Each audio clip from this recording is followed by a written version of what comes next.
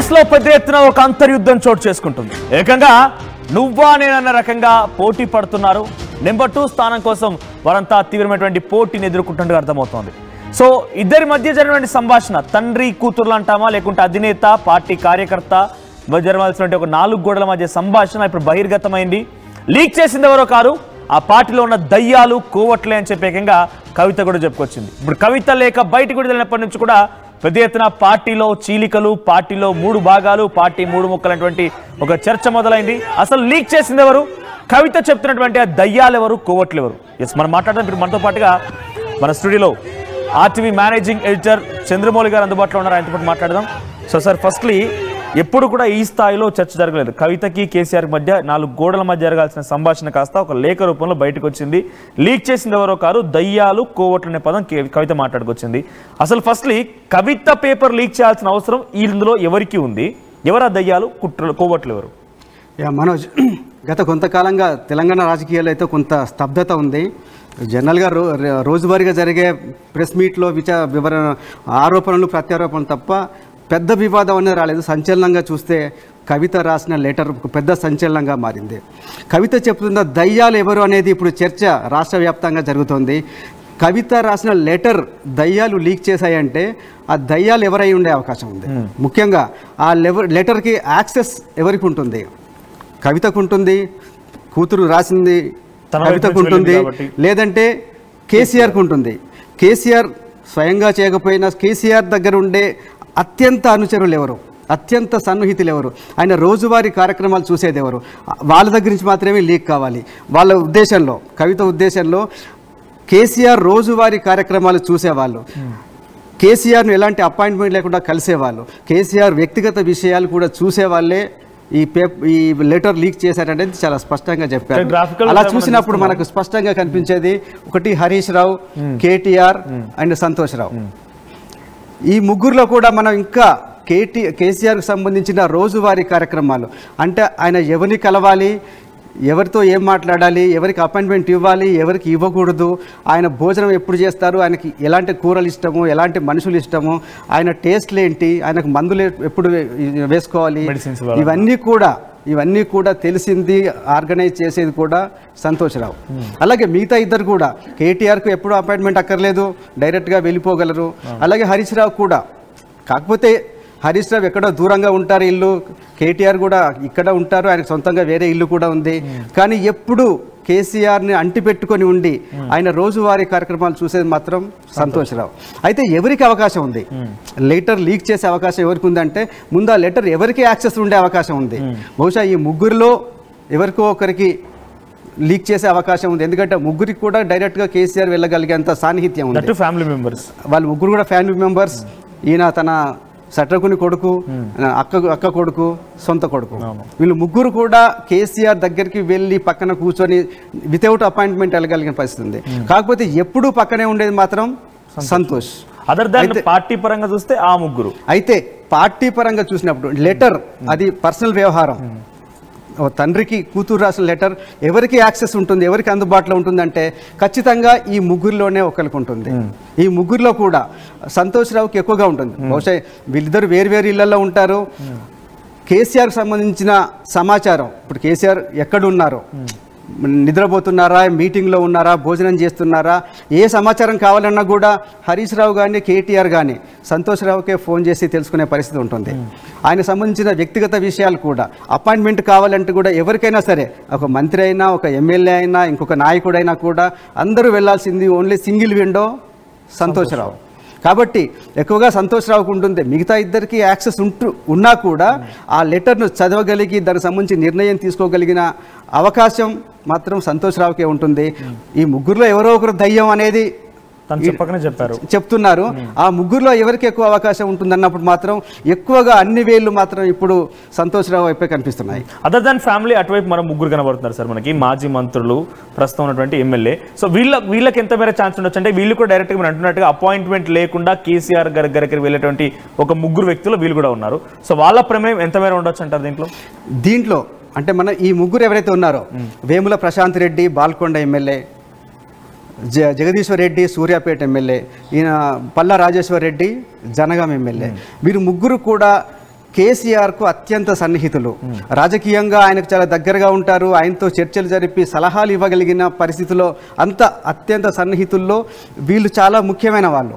అయితే లెటర్ విషయం వచ్చేటప్పటికి అది చాలా పర్సనల్ వ్యవహారం, తండ్రికి కూతురుకు మధ్యలో జరిగిన ఒక కమ్యూనికేషన్. ఆ లెటర్ని చూసి చదవగలిగిన చనువు కానీ అవకాశం కానీ వీళ్ళ ముగ్గురికి ఉండే అవకాశం లేదు. కాకపోతే కవిత ఇంకొక విషయం చెప్పారు, ఒక కోటరీ ఉంది కేసీఆర్ చుట్టూ, ఒక కోటరీ ఉంది, మా నాన్న దేవుడు కేసీఆర్ దేవుడు, కానీ ఆయన చుట్టూ ఉన్న వాళ్ళు దయ్యాలని చెప్తున్నారు. కోటరీ అనే మాట ఒకటి వాడారు. ఆ కోటరీ అంటే ఎవరైతే సన్నిహితులు ఉంటారో ఆయనకు సలహాలు ఇచ్చి ఎవరు ఏంటి అనేది బయట జరిగే సమాచారం అంతా చెప్పగలిగి రాజకీయ సలహాలు ఇవ్వగలిగిన వాటిలో మనం ఈ ముగ్గురిని కూడా చూడొచ్చు. కవిత ఉద్దేశంలో అవి ఎవరైతే కోటరీ అని చెప్పారో ఆ కోటరీలో మనం ఈ ముగ్గురు నాయకుల్ని చూడొచ్చు. So sir present as of now ఈ లేఖ ద్వారా అంటే మనం పాయింట్ వైజ్గా వెళ్తే కనుక ఇది విడుదల బయటికి చేయడం ద్వారా ఎవరు లబ్ధి పొందొచ్చు ఎక్కువగా? ఒక విషయం, ఇందులో ముగ్గురికి లబ్ధి పొందొచ్చు. ఇందులో చూస్తే ఏంటంటే సంతోష్ రావు మీద నిజంగా ఆయనకు డైరెక్ట్గా రాజకీయ లబ్ధి పొందే అవకాశం లేదు. అయితే వ్యక్తిగతంగా ఉండే విభేదాలు కావచ్చు, మనస్పర్ధలు కావచ్చు, వాటిని దృష్టిలో పెట్టుకొని సంతోష్ రావు లీక్ చేసే అవకాశం ఉంది. లెటర్ లీక్ చేయడం ద్వారా ఒకటే పర్పస్, ఎవరు లీక్ చేసినా కూడా జరిగేది ఏంటంటే కేసీఆర్కి కవితకు మధ్యలో తీవ్రమైన విభేదాలు ఉన్నాయి, కేసీఆర్ కవితను దూరం పెడుతున్నారు, కేసీఆర్కు కవితకు అంత సాన్నిహిత్యం లేదు అనేది ఒక మెసేజ్ ఇవ్వదలుచుకున్నారు. అలా ఇవ్వటం ద్వారా కవితను మరింత దూరం చేయొచ్చు. ఎందుకంటే కార్యకర్తలకు కావచ్చు, కింది స్థాయి నాయకులకు కూడా ఒక మెసేజ్ పంపించవచ్చు.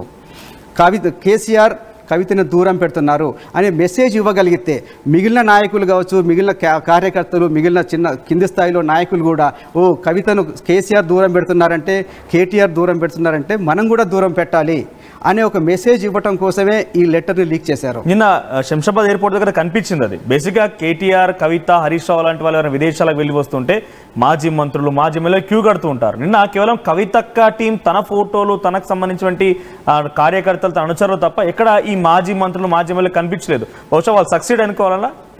ఒక రకంగా ఒక డివిజన్ అయితే వచ్చింది కేసీఆర్ కుటుంబానికి, కవితకి. నిజానికి కేసీఆర్ కుటుంబమైనా ఒక ఆడపిల్ల పెళ్లి చేసుకొని వేరే ఇంటికైతే పంపించారు. బట్ ఎప్పుడైతే ఓవరాల్గా చూసినప్పుడు కేసీఆర్ కుటుంబంగానే చూస్తాం మనం. అయితే కవితకి, కేసీఆర్, కేటీఆర్, హరీష్ రావుకి వీళ్ళు అంటే ఇప్పుడు మనకు కేసీఆర్, కేటీఆర్, హరీష్ ఒక వర్గంగా, ఒక గ్రూపుగా కనిపిస్తున్నారు. కవిత కావచ్చు, కవితకు సపోర్ట్ చేస్తున్న వర్గం కానీ, నాయకులు కానీ ఒక గ్రూపుగా మనం చూడాలి ఇప్పుడు. అంటే ఆ రెండు గ్రూపులుగా విడిపోయినట్టు నిన్న శంషాబాద్ ఎయిర్పోర్ట్లో కవిత వచ్చినప్పుడు జరిగిన సంఘటన బట్టి మనకు చాలా స్పష్టంగా అర్థమవుతుంది. ముఖ్యంగా అక్కడ కొన్ని వందల మంది వచ్చారు. ఆ వందల మంది చేతిలో జెండాలు ఉన్నాయి. ఆ జెండాలో ఉన్నది ఒకే ఒక ఫోటో, అది కవిత ఫోటో. ఆ కవిత ఫోటో తప్ప కవితక్క జిందాబాద్ అనటం, కవితని సీఎం అనటం, సామాజిక తెలంగాణ కోసం పోరాడుతున్న అక్క, సామాజిక న్యాయం కోసం పోరాడుతున్నారని చాలా స్పష్టంగా మనకు అక్కడున్న ప్లకార్డులో కనిపించింది. ఒక్కటి కూడా ఒక్క చేతిలో కూడా కేసీఆర్ ఫోటో కనపడలేదు, బీఆర్ఎస్ జెండా కనపడలేదు. అలాగే ఒక్కరు కూడా జై కేసీఆర్ అని కానీ, జై కేటీఆర్ అన్న మాట వినపడలేదు. దీన్ని బట్టి అర్థమవుతుంది స్పష్టంగా తెలంగాణ జాగృతి వేరు, తెలంగాణ జాగృతి కవిత ఒక వర్గం, బీఆర్ఎస్ మిగతా నాయకులంతా ఒక వర్గంగా నిన్న జరిగిన సంఘటన వల్ల చాలా స్పష్టమైంది. ముఖ్యంగా లెటర్ విడుదల కావడం, లెటర్ని బహిరంగపరచడం, లీక్ చేయడం ద్వారానే వాళ్ళు కొంత సక్సెస్ అయ్యారు. కవితకి కేసీఆర్ మధ్యలో దూరం ఉంది, గ్యాప్ ఉంది అని చెప్పడం ద్వారా ఒక ప్రజలకు మెసేజ్ ఇచ్చారు. ప్రజలకు కావచ్చు, ముఖ్యంగా వాళ్ళ కార్యకర్తలకి ఏదైతే ఒక మెసేజ్ ఇచ్చారో ఆ మెసేజ్కి ఒక ప్రతిరూపం నిన్న కనిపించింది మనకు శంషాబాద్ ఎయిర్పోర్ట్లో.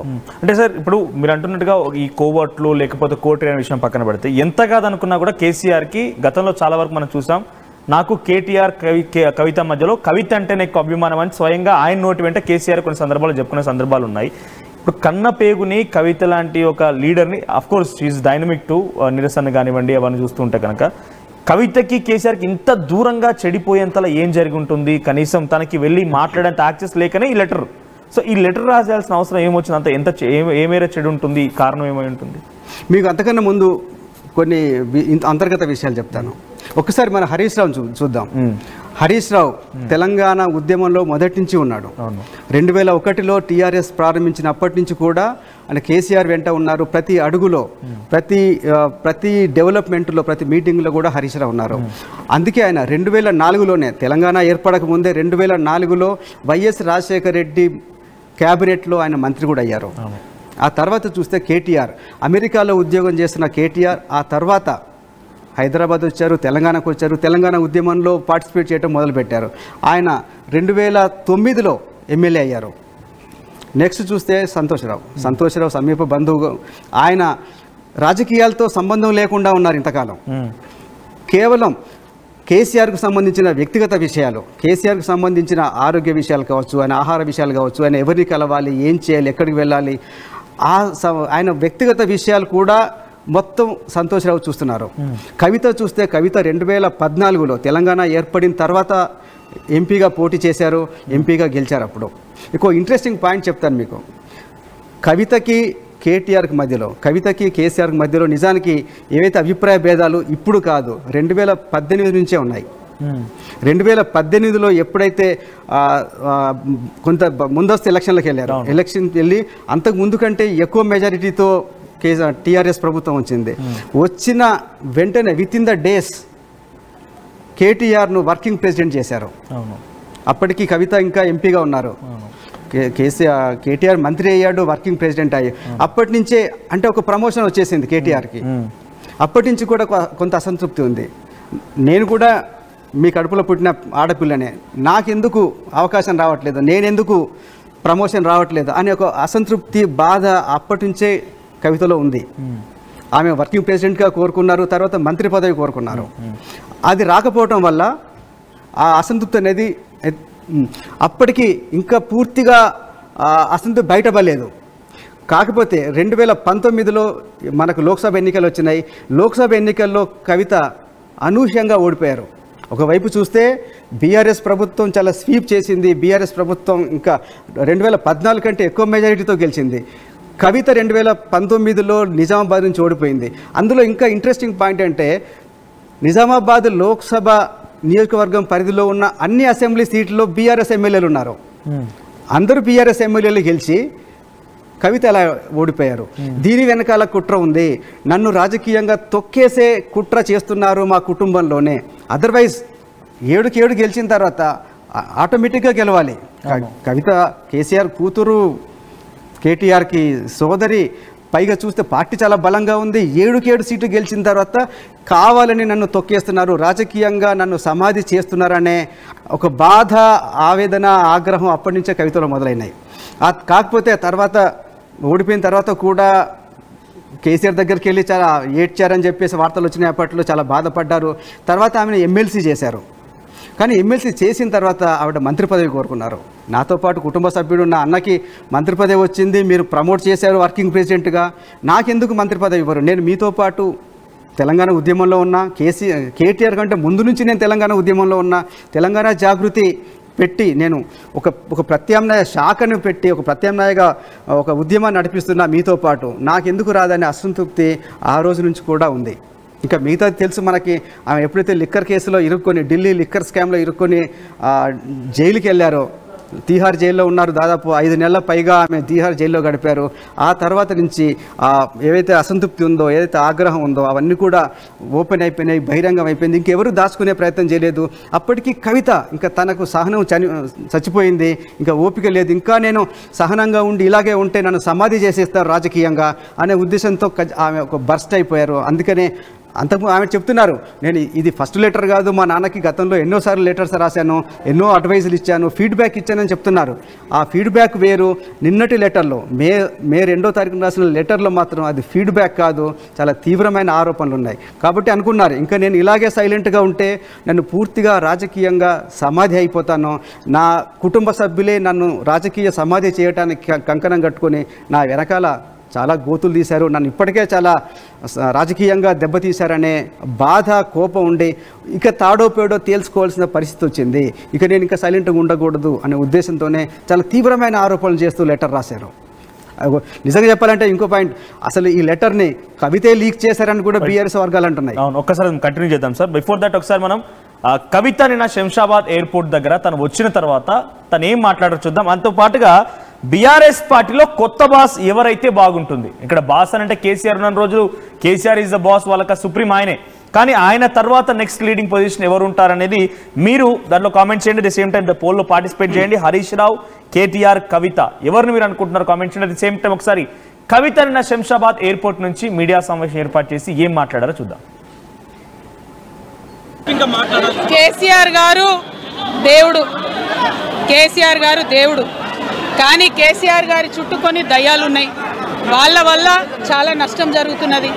పార్టీలో ఉండేటటువంటి నేను కేసీఆర్ గారి కూతుర్ని, అంతరంగికంగా నేను రాసినటువంటి లేఖనే బయటికి వచ్చిందంటే మరి ఇతర సామాన్యుల సంగతి, ఇతరుల పరిస్థితి ఏంటి పార్టీలో అన్నది ఇవాళ చర్చ జరగాల్సినటువంటి అవసరం ఉన్నది. దానికోసమే ఇవాళ నేను మీతో మాట్లాడుతూ ఉన్నా తప్పితే రెగ్యులర్గా నేను ఇచ్చిన ఫీడ్బ్యాక్ అందులో స్పెషల్ ఏం లేదు. ఏ మీటింగ్ అయినా ఏదైనా కూడా నేను సార్కి ఇస్తానే ఉంటాను. కానీ ఈసారి ప్రత్యేకించి బయటికి రావడం అన్నది నేను బాధాకరంగానే ఉన్నది.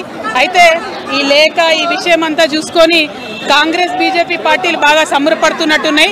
కోతి కొబ్బరికాయ దొరికినట్టుగా ఏదో బీఆర్ఎస్ పార్టీ ఆగమైంది, కేసీఆర్ గారికి ఏమైంది, అంత సీన్ లేదు. మా నాయకుడు కేసీఆర్ గారే. కేసీఆర్ గారి నాయకత్వంలోనే తెలంగాణ బాగుపడుతుంది, ముందుకు పోతుంది, అందులో ఎటువంటి అనుమానం లేదు. కేసీఆర్ గారి నాయకత్వంలోనే బీఆర్ఎస్ పార్టీ కూడా ముందుకెళ్తుందని చెప్పి నేను బలంగా నమ్ముతా ఉన్నాను. పార్టీలో ఉన్నటువంటి చిన్న చిన్న లోపాలను డిస్కస్ చేసుకొని సవరించుకొని కోవట్లను పక్కకు జరుపుకుంటూ ముందుకు పోతే పార్టీ 10 కాలాల పాటు చల్లగుంటుంది అనేటటువంటి నా భావన. బీజేపీ కానీ కాంగ్రెస్ కానీ తెలంగాణ ప్రజల కొరగబెట్టింది ఏమీ లేదు. 2 పార్టీలు కూడా తెలంగాణను ఫెయిల్ చేసినాయి. ఆ 2 పార్టీలకు కూడా ఆల్టర్నేటివ్ కేసీఆర్ గారి నాయకత్వమే. ఆ కేసీఆర్ గారి నాయకత్వంలోనే తెలంగాణ ముందుకు పోతుందని చెప్పి నేను బలంగా నమ్ముతా ఉన్నాను. Thank you. జై తెలంగాణ, జై కేసీఆర్. రైట్, ఇది నిన్న శంషాబాద్ ఎయిర్పోర్ట్ లో దిగగానే కవిత మాట్లాడిన మాటలు. పార్టీలో కోవట్లున్నారు, 4 కాలాల పాటుగా పార్టీ సస్యశ్యామలంగా ఉండాలంటే ఒక్కసారి పార్టీలో ఉన్నటువంటి ఆ సిచ్యువేషన్ ని రివైవ్ చేసుకోవాలి, దాంట్లో ఉన్నటువంటి కోవట్లని ఏరిపారాలని చెప్తున్నారు. సో మీ నుంచి నేను చాలా క్లియర్గా అడిగాను, బీఆర్ఎస్ పార్టీకి కొత్త బాస్ ఎవరైతే బాగుంటుందని అంటే హరీష్ రావు, కేటీఆర్, కవిత. దీంట్లో హరీష్ రావు వైపుగా 60% మంది నిలబడ్డారు, కేటీఆర్ వైపుగా 28% మంది, కవిత వైపుగా 12% మంది. సో మీరు కామెంట్ చేయండి, హరీష్ రావు అయితే ఎందుకు హరీష్ రావుకి ఎందుకు సపోర్ట్ ఉండాలనుకుంటున్నారు, కేటీఆర్ వైపుగా ఎందుకు ఉండాలనుకుంటున్నారు, కవిత వైపుగా ఎందుకు ఉండాలనుకుంటున్నారు? మనం చెప్పినంత మాత్రం డైరెక్ట్గా వాళ్ళు బాస్ అయిపోతారని లేదు, కానీ మీ అభిప్రాయం మ్యాండేట్ కాబట్టి మీ అభిప్రాయం కామెంట్ చేయండి. సో సార్, మనం తను మాట్లాడిన మాటలు విన్నాం. మనం ఇంట్రెస్టింగ్గా పోల్ కండక్ట్ చేస్తే కూడా హరీష్ రావు వైపుగా 60% మంది నిలబడుతున్నారు. అంటే కవిత, కేటీఆర్ కంటే హరీష్ రావే పార్టీ అధినేత కావాలి, ఆఫ్టర్ కేసీఆర్ ఆయనే ఉంటే బాగుంటుంది అనేది పబ్లిక్ ఒపీనియన్గా ఉంది. ఏమై ఉండొచ్చు? ఓకే మనోజ్, నిజానికి ఇది మనం మొత్తం పబ్లిక్ ఒపీనియన్గా చూడలేము. బట్ ఒక రకంగా చెప్పాలంటే హరీష్ రావుకి ఎక్కువ యాక్సెప్టెన్స్ ఉన్నది, కార్యకర్తల వైపు నుంచి చూస్తే ఎక్కువ యాక్సెప్టెన్స్ ఉంటుంది. దానికి ప్రధాన కారణం ఒకటి, హరీష్ రావు ఇంతకుముందే చెప్పాను, ఆయన 2001 నిజానికి అంతకంటే ముందు నుంచి కూడా కేసీఆర్తో ఉన్నారు.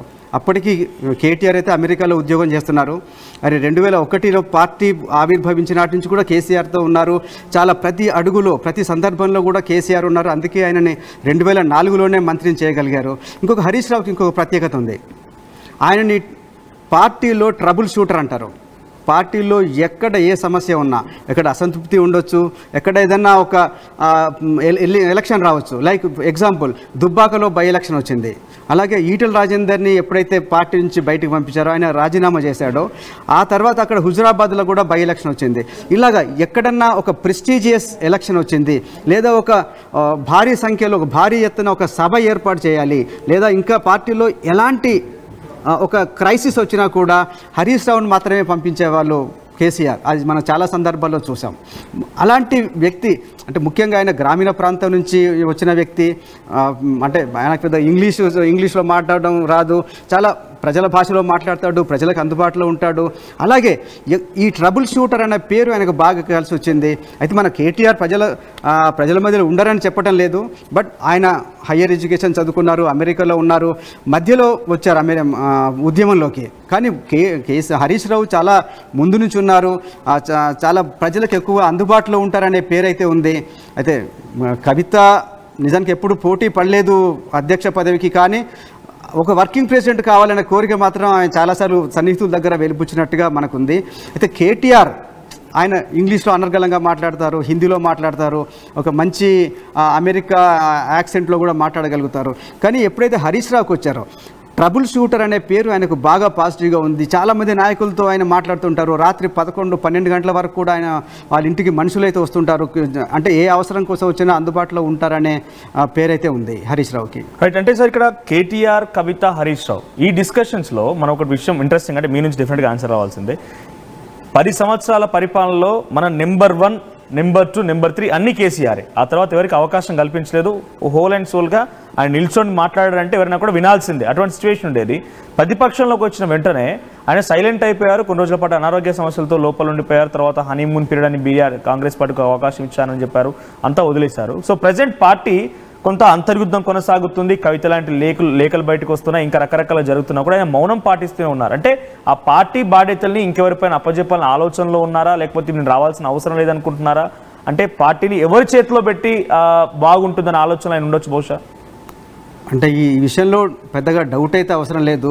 ఒక బీఆర్ఎస్ అని కాదు, ఒక కేసీఆర్ విషయంలోనే కాదు, ఎక్కడైనా కూడా ఏ ప్రాంతీయ పార్టీ అయినా కూడా సహజంగా అది తన వారసులకు మాత్రమే అందుతుంది. ఆ పార్టీ బాధ్యతలు, పార్టీ యొక్క పెత్తనం కానీ, అధ్యక్ష పదవి కానీ సహజంగా వాళ్ళ కుటుంబానికే వెళ్తుంది. ముఖ్యంగా వాళ్ళ ఇంట్లో ఉన్న వారసులకు మాత్రమే వెళ్తుంది అనేది ఇందులో డౌట్ ఏం లేదు. అందుకే ఇప్పుడు ఎప్పుడైతే కేసీఆర్ పార్టీ అధ్యక్షుడిగా ఉన్నారు, మొన్నటి వరకు ఒక 1.5 year క్రితం వరకు ముఖ్యమంత్రిగా ఉన్నారు, ఆ సమయంలోనే కేటీఆర్కి ఒక వర్కింగ్ ప్రెసిడెంట్గా బాధ్యతలు అప్పగించారు. ఒకానొక టైంలో దాదాపు ఎలక్షన్కి దగ్గర పడుతున్న టైంలో కేటీఆర్ని ముఖ్యమంత్రి కూడా చేస్తారు తన వారసుడిగా చేసిన తర్వాత. ఎందుకంటే ఆ తర్వాత గెలుస్తామో లేదో, ఆ తర్వాత పరిస్థితి ఎట్లా ఉంటుందో తెలియదు. కానీ కేటీఆర్ను ముఖ్యమంత్రి చేస్తారనే చర్చ నడిచింది. చాలాసార్లు వాళ్ళని కేసీఆర్ని అడగటం జరిగింది, కేటీఆర్ని కూడా అడిగారు. కానీ ఇప్పటికీ వర్కింగ్ ప్రెసిడెంట్గా కేటీఆర్ ఒక్కలే ఉన్నారు.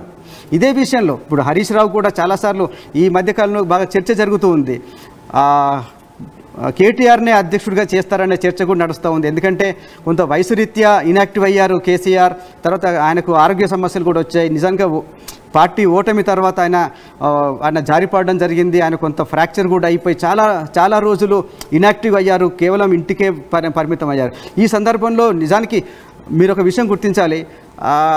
కేసీఆర్ ముఖ్యమంత్రిగా ఉన్నప్పుడు కూడా తన ప్రతినిధిగా చాలా సమావేశాలకు, ఈవెన్ ఢిల్లీకి కావచ్చు లేదా ఇతర సమావేశాలకు లేదా ఫారిన్ డెలిగేట్స్ వచ్చినప్పుడు కూడా కేటీఆర్నే పంపిస్తుండేవాళ్ళు. అట్లా తన వారసుడిగా కేటీఆర్ను ప్రమోట్ చేస్తూ వస్తున్నారు. కాబట్టి ఇందులో డౌట్ అయితే లేదు. మీరు పబ్లిక్ ఏమనుకున్నా, పోల్లో ఏదొచ్చినా కూడా కేటీఆర్ మాత్రమే కేసీఆర్ వారసుడిగా ఉంటారు. నెక్స్ట్ బాధ్యతలు కేటీఆర్కి మాత్రమే ఉంటాయి. కాకపోతే ఇక్కడే కేటీఆర్కు హరీష్ రావు నిజానికి పార్టీ అధ్యక్షుడిగా ఎక్స్పెక్ట్ చేసే అవకాశం లేదు. ఆయనకు కూడా తెలుసు ఒక ప్రాంతీయ పార్టీ స్ట్రక్చర్ ఎలా ఉంటుంది, దాని పనితీరు ఎలా ఉంటుందో తెలుసు.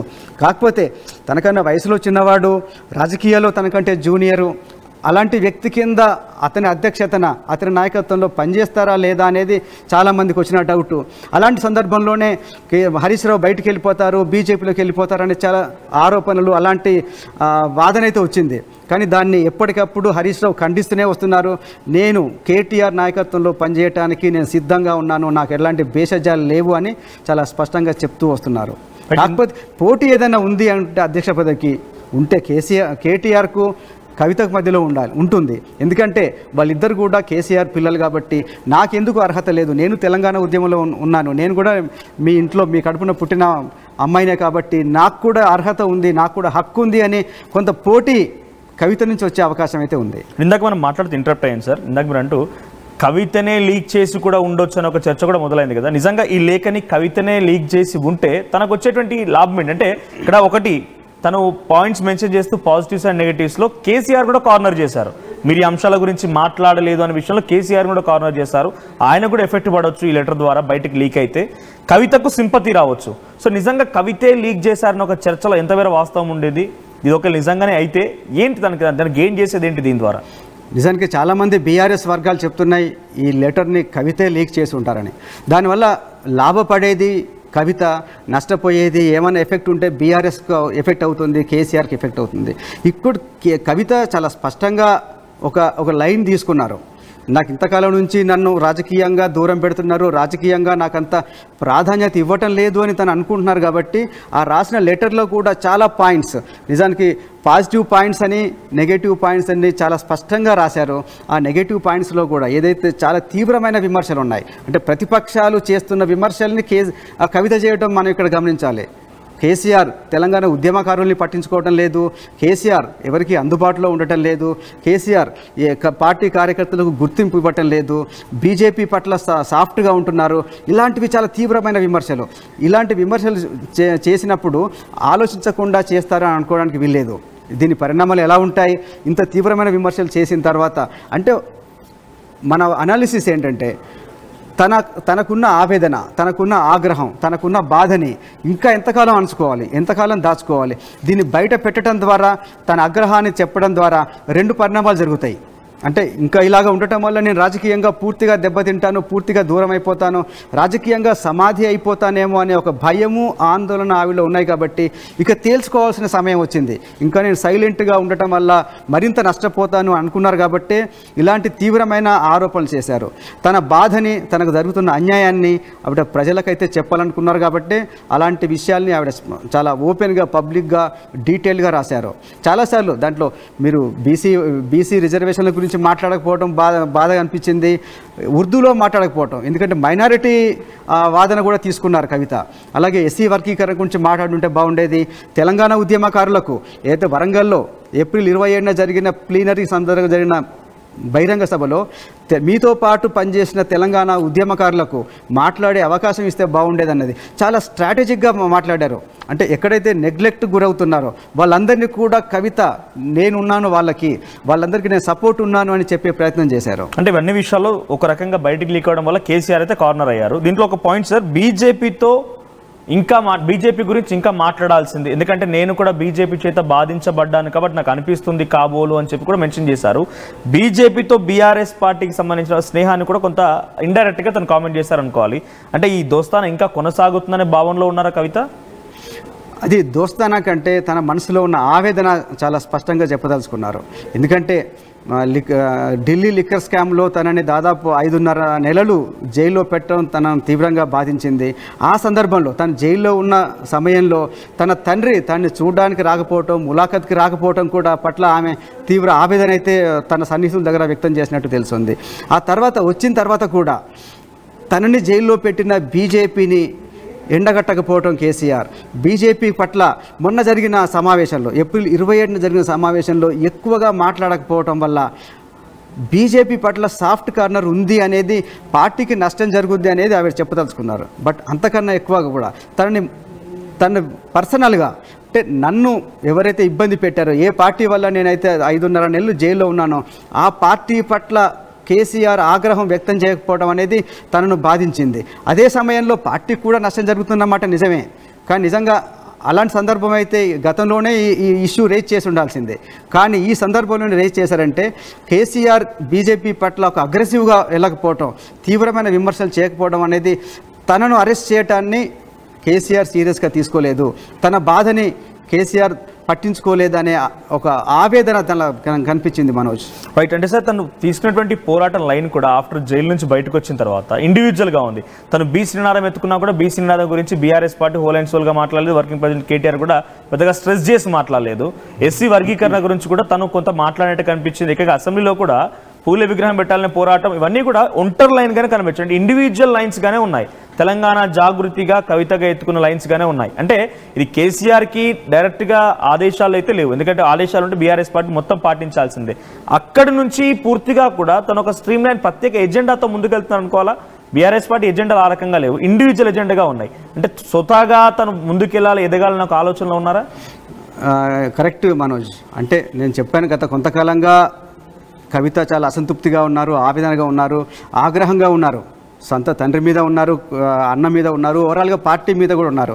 పార్టీ ఉన్నప్పుడు జైలుకి వెళ్ళి వచ్చిన తర్వాత ఆ డివిజన్ స్పష్టంగా ఉంది. కొద్ది రోజులు సైలెంట్గా ఉన్నారు. సైలెంట్గా ఉన్న టైంలో కొంత ఆరోగ్యాన్ని మెరుగుపరుచుకునే ప్రయత్నం చేశారు. ఆ తర్వాత ఒక స్ట్రాటజీ అయితే చాకౌట్ చేశారు. తను సొంతంగా రాజకీయంగా ఎదగాలి, ఇంకా ఇలాగే వీళ్ళ అడుగుజాడల్లో నడిస్తే, వీళ్ళ చెప్పు చేతల్లో ఉంటే నన్ను రాజకీయంగా ఎదగనివ్వరు అనే ఆలోచనకు ఎప్పుడైతే వచ్చారో, ఒక నిర్ణయానికి వచ్చారో, అప్పటి నుంచి ఆవిడ తనకంటూ ఒక ప్రత్యేకమైన ఎజెండాను తీసుకోవటం మొదలుపెట్టారు. ఇప్పుడు ఆల్రెడీ బీఆర్ఎస్కి ఒక తెలంగాణ ఎజెండా ఉంది, కేసీఆర్కి ఉంది, తెలంగాణ ఉద్యమ నాయకుడిగా ఒక పేరుంది. ఆ పేరుకు మించి కవిత ఇంకా తెలంగాణ ఎజెండాలో ఏమి చేసే పరిస్థితి లేదు. మరొక ప్రత్యామ్నాయంగా ఎదగాలంటే ఏం చేయాలి? అప్పుడు ఆవిడ తీసుకున్న ఎజెండా బీసీ ఎజెండా, ఓవరాల్గా చెప్పాలంటే బహుజన ఎజెండా. అందుకనే కేసీఆర్ను టార్గెట్ చేసి కేసీఆర్ను ఒక కార్నర్ చేసే ప్రయత్నం చేశారు. మే 1వ తారీఖున ఒక మీటింగ్లో మాట్లాడుతూ కూడా భౌగోళిక తెలంగాణ వచ్చింది కానీ సామాజిక తెలంగాణ రాలేదు. సామాజిక తెలంగాణ అంటే ఇక్కడ ఈ సమాజంలో ఉన్న అన్ని వర్గాలకు వాళ్ళ జనాభా రీత్యా వాళ్ళకు దక్కాల్సిన పదవులు కానీ ఇతర ఫలితాలు కానీ దక్కలేదు అని చెప్పడం ద్వారా కేసీఆర్ 10 ఏళ్ల ప్రభుత్వాన్ని ఆవిడ తప్పుపట్టారు. ఈ 10 ఏళ్ల ప్రభుత్వంలో సామాజిక న్యాయం జరగలేదని చెప్పడం ద్వారా చాలా స్పష్టంగా తెలంగాణ లైన్ కేసీఆర్కు ఉంటే నాకు బీసీ లైన్, బహుజన లైన్లో వెళ్ళారు. అందుకని ఈరోజు చాలామంది సోషల్ మీడియాలో కూడా కొన్ని పోస్టులు తిరుగుతున్నాయి. ప్రత్యేక పార్టీ పెట్టబోతున్నారు, సొంత పార్టీ పెట్టబోతున్నారు, అది తెలంగాణ బహుజన రాష్ట్ర సమితి అని. ఆ తెలంగాణ బహుజన అనే నినాదం ఎందుకు వచ్చిందంటే ఆవిడ ఈ మధ్యకాలంలో బీసీ రిజర్వేషన్ల గురించి మాట్లాడుతున్నారు, కులగణన గురించి మాట్లాడుతున్నారు, అలాగే ఎస్సీ వర్గీకరణ గురించి మాట్లాడుతున్నారు. ఇదంతా ఏంటంటే బీసీలు, ఎస్సీలు, ఎస్టీలు అనేది సమాజంలో చాలా మెజారిటీగా ఉంటారు. అట్లాగే మైనారిటీల గురించి కూడా మీరు ఉర్దూలో మాట్లాడుంటే బాగుండేదంటే ఉర్దూలో మాట్లాడడం ద్వారా ఈ మన రాష్ట్రంలో ఉన్న మైనారిటీలు, ముఖ్యంగా ముస్లింలు వాళ్ళు హ్యాపీగా ఫీల్ అయ్యేవాళ్ళు, వాళ్ళు సంతోషపడేవాళ్ళు, సంతృప్తి పడేవాళ్ళని. అంటే ఒక రకంగా బీసీ, ఎస్సీ, ఎస్టీ, మైనారిటీ మీ ప్రతినిధిగా నేను ఉన్నాను, మీ ప్రయోజనాల కోసం నేను పోరాడుతున్నాను అనే ఒక మెసేజ్ ఇవ్వదలుచుకున్నారు. దీని ద్వారా ఒక రకంగా తెలంగాణ వాదానికి ప్రత్యామ్నాయంగా బీసీ వాదం, బహుజన వాదం అనాలి. బీసీ వాదం ఒకటే కాదు, బహుజన వాదం, బీసీ, ఎస్సీ, ఎస్టీ, మైనారిటీ అన్నీ కలిపి మనం బహుజన వాదం అంటాం. ఈ వాదంలో వెళ్ళటం ద్వారా మెజారిటీ పక్షాన నేను ఉన్నాను, మెజారిటీ పక్షం తనకు సపోర్ట్గా వస్తుందని ఒక వ్యూహంతోనే ముందుకెళ్తున్నారు. డైరెక్ట్గా కవిత చాలా క్లియర్గా శంషాబాద్ ఎయిర్పోర్ట్కి వచ్చిన తర్వాత కోవట్లు దయ్యాలను మాట్లాడినప్పటికీ ఈరోజు BRS party working president KTR మళ్ళొక మీడియా సమావేశం ఏర్పాటు చేసి దాని గురించి ఎలా మాట్లాడుకొచ్చారంటే ఎవరైనా కూడా సైలెంట్గా మాట్లాడాల్సిందే, ఇది పార్టీ అందరూ ఆదేశించిన, పార్టీ అందరి నాయకులు పాటించాల్సిన అవసరం ఉందని చెప్పి ఒక మాట మాట్లాడుకొచ్చారు. అంటే మళ్ళీ వీరిద్దరి మధ్య ఒక నివురు కప్పిన నిప్పులా మళ్ళీ ఇంకా అది మండుతూనే ఉన్నట్టుగా కనబడుతోంది. ఒకసారి కేటీఆర్ ఏం మాట్లాడారో చూద్దాం.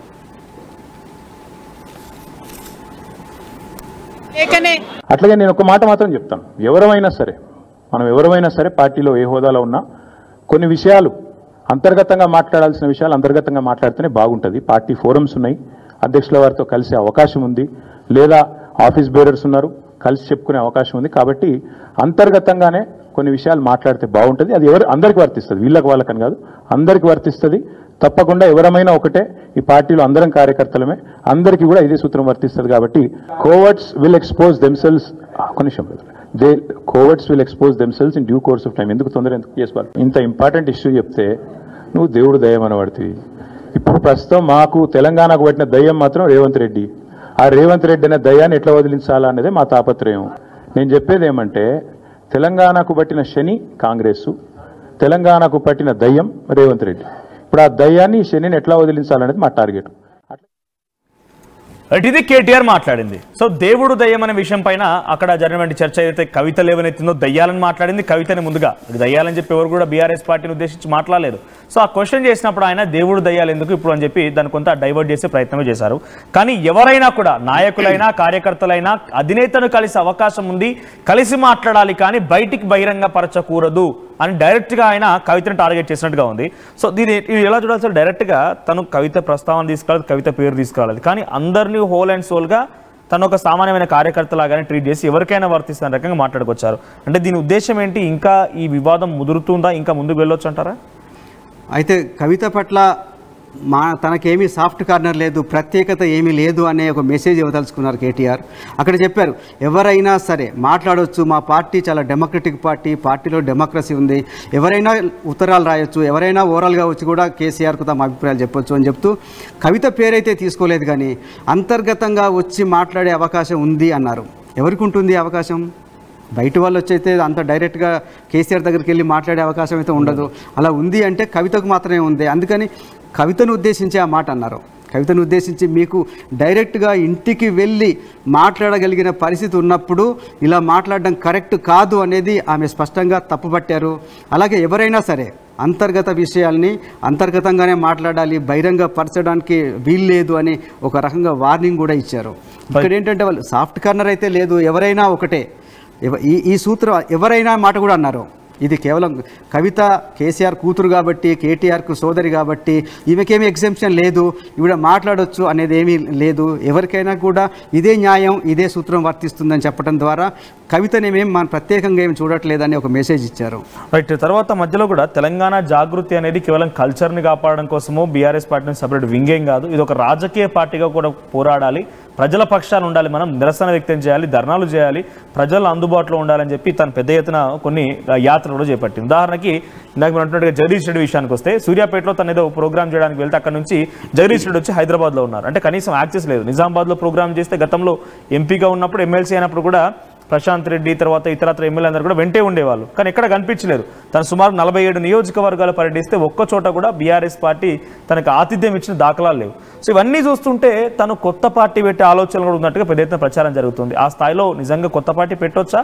పెడితే ఎలా ఉండబోతోంది? కొత్త పార్టీ పెడతారనే చర్చ నడుస్తుంది, కానీ బహుశా అది ఇమ్మీడియట్గా జరగకపోవచ్చు. దానికి చాలా గ్రౌండ్ వర్క్ జరగాలి, చాలా ఫీడ్బ్యాక్ తీసుకోవాలి. అయితే ఆవిడ మాత్రం తన అసంతృప్తిని వెళ్ళగక్కటంలో ఎట్లాంటి శశభిషలు లేవు, ఎట్లాంటి మీనమేష లెక్క పెట్టదలుచుకోవాలి, చాలా స్పష్టంగా గట్టిగా చెప్పారు. కోటరి అన్నప్పుడు కూడా చాలామంది ఇప్పుడు మనమైతే పేర్లు చెప్పాము, ప్రశాంత్ రెడ్డి ఇప్పుడు నిజామాబాద్ జిల్లాలో ఉన్న ఏకైక ఎమ్మెల్యే, ఇద్దరు గెలిచారు కానీ పోచారం శ్రీనివాస్ రెడ్డి కాంగ్రెస్లోకి వచ్చారు. అలాగే చూస్తే జగదీష్ రెడ్డి మొత్తం నల్గొండ జిల్లా నుంచి గెలిచిన ఏకైక ఎమ్మెల్యే. పల్లా రాజేశ్వర రెడ్డి ఆయన వరంగల్ జిల్లా జనగాం నుంచి ఎమ్మెల్యేగా ఉన్నారు, అక్కడ ఇద్దరు గెలిచారు కానీ ఇద్దరిలో కడియం శ్రీహరి కాంగ్రెస్కి వెళ్ళిపోయారు. మొత్తం వరంగల్ జిల్లాకు ఏకైక ప్రతినిధి వీళ్ళు ముగ్గురు కూడా. కానీ వీళ్ళెవరు కూడా కవిత వాళ్ళ ఆ జిల్లాలకు వెళ్ళినప్పుడు ఎక్కడ కూడా కవితకు సపోర్ట్ చేయడం కానీ కలవటం కానీ మేము ఉన్నాం సపోర్ట్గా అనే ఒక ఎప్పుడు అభయం కానీ భరోసా కానీ ఇవ్వలేదు, ఎప్పుడు ఆమెకు సహాయంగా సపోర్ట్గా లేరు.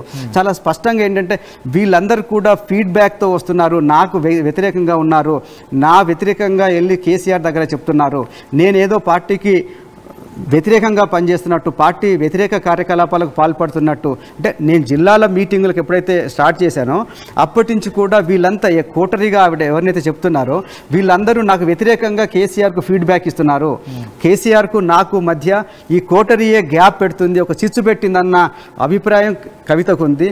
అదే విషయాన్ని కోటరీ అనే మాటను చాలా నొక్కి చెప్పారు.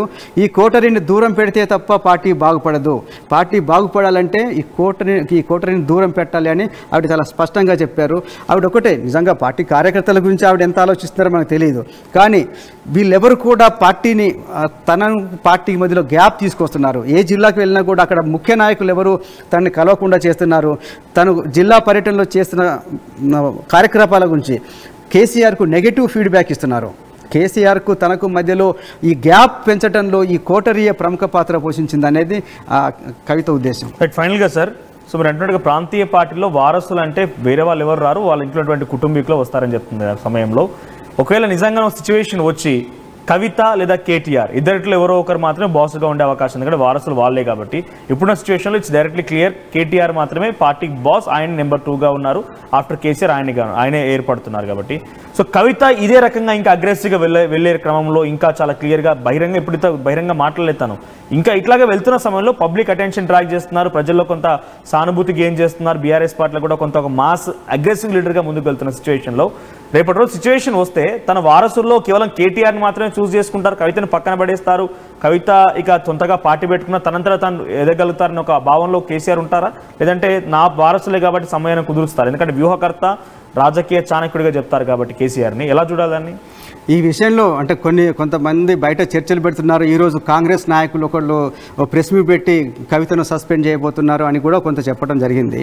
కాకపోతే కవిత విషయంలో అంత హేస్టీగా డిసిషన్ తీసుకొని తొందరగా ఒక హార్ష్ డిసిషన్ తీసుకునే అవకాశం అయితే లేదు, ఎందుకంటే అది ఫర్దర్గా పార్టీని డ్యామేజ్ చేస్తుంది.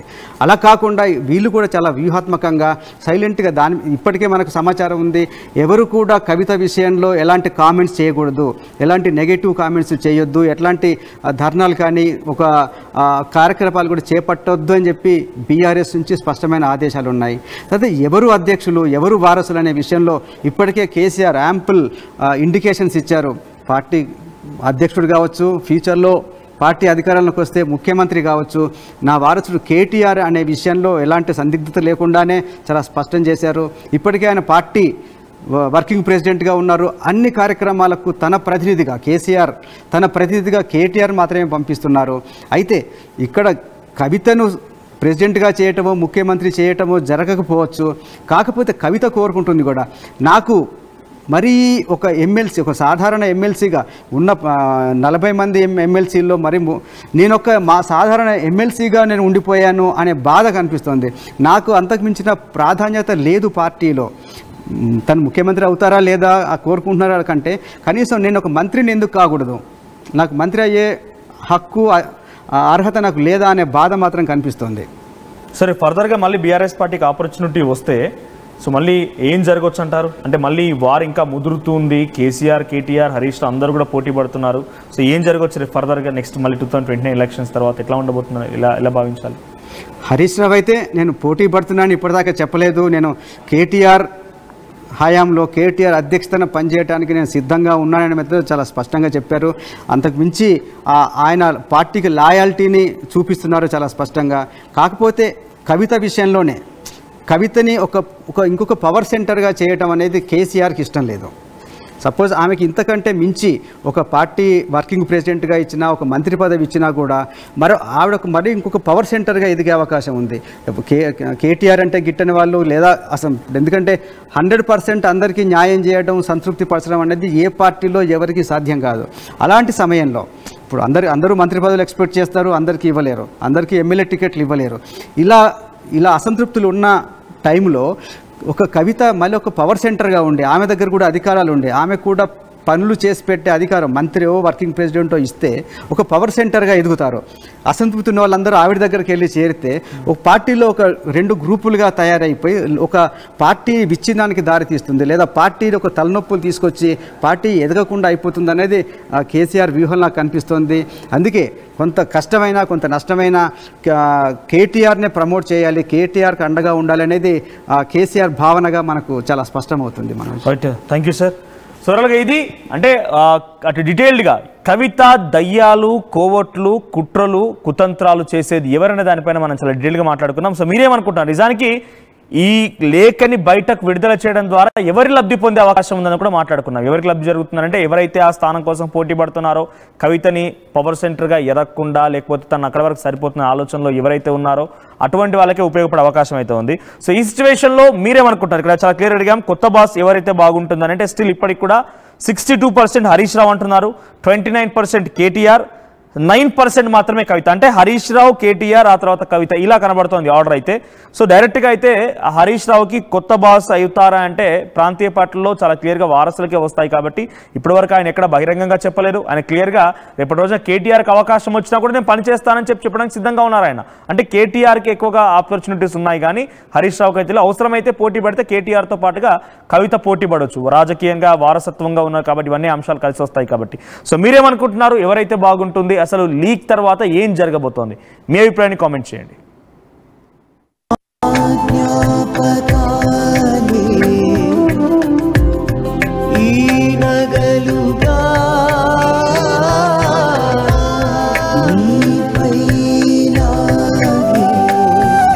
అమ్మాయి గౌరవాన్ని అమ్మలా కాపాడుతుంది గోకులం సిగ్నేచర్ జ్యువెల్స్.